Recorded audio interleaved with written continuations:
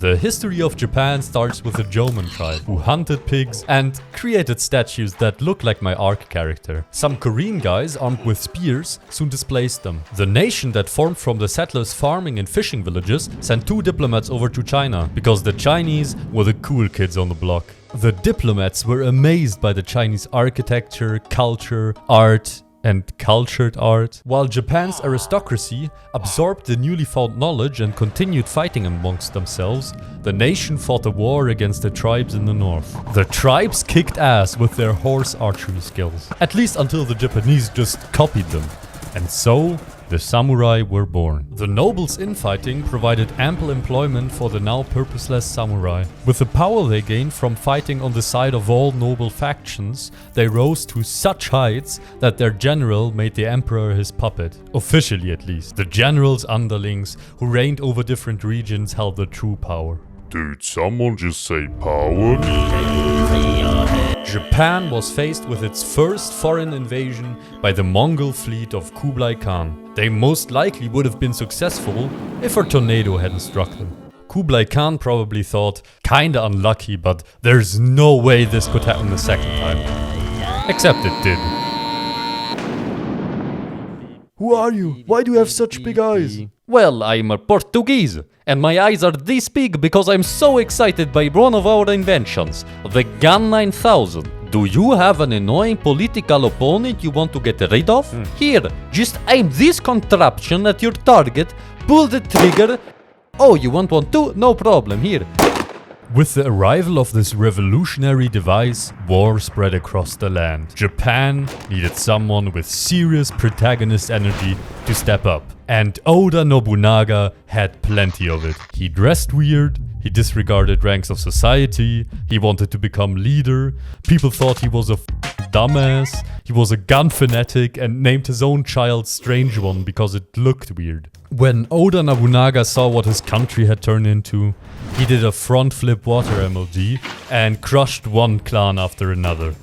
His kill streak was ended before he could reach his goal, but his side character continued and was successful in unifying Japan.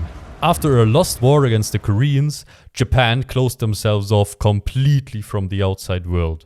While the Europeans were colonizing all of Asia, Japan just sat there sipping tea. Even when the British conquered the Chinese, got a trade monopoly and made the entire country opium addicts, their closed border policy didn't change.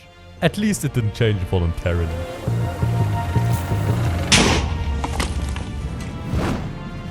America basically said, look, I have lots of guns back on my boat.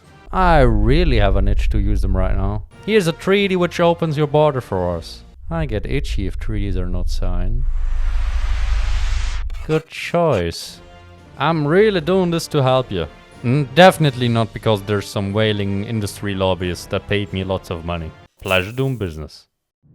Over on the other side of the country, a Japanese group of intellectuals didn't like the unfavorable position the treaty put them in.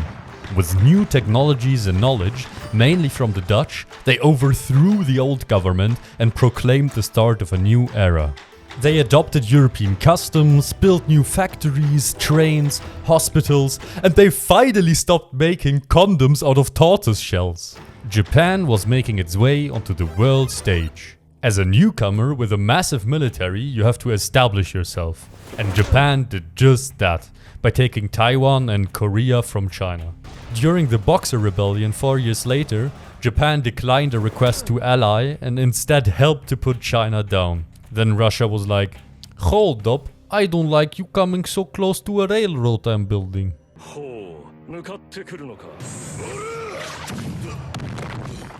Then Great Britain was like, I also detest that Russian guy, and it's World War I now, so how about we ally and you conquer this German colony?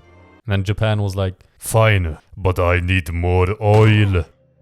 China has oil. Britain and the other world powers were pretty angry because they previously promised that they weren't going to, I don't know, women, civilians and human rights. But Japan just ignored them. Mein Freund, what a wonderful Kampf. Me and an Italian friend are the founders of dominates the world with superior genes club, and we have currently one free place. Wanna join? Hi. Japan needed lots of resources to fuel their war, but they couldn't get them anymore by conquering more of China because Russia blocked their advance. What made it even worse was the fact that the US butted in. My guy, I don't like what you're doing right now. If you take one more step, I won't sell you any oil. You can imagine that the Americans weren't happy when the Japanese conquered French Indochina despite their warning, and the US went through with their threat. Japan's ambition to expand wasn't going to be stopped by trade embargoes, so they continued towards the oil-rich south. But Japan was kinda scared of America. They bombarded an American naval base preemptively under the assumption that the Americans would start negotiations. That was a miscalculation. Sugoi, we destroyed their unprepared naval base. Now we only have to... It's not over. Sorry about those bombs, that was due to miscommunication. How about you stop going to war and instead produce radios or cars or something? No, how about you draw comics, but all the women have giant knockers? I would read that.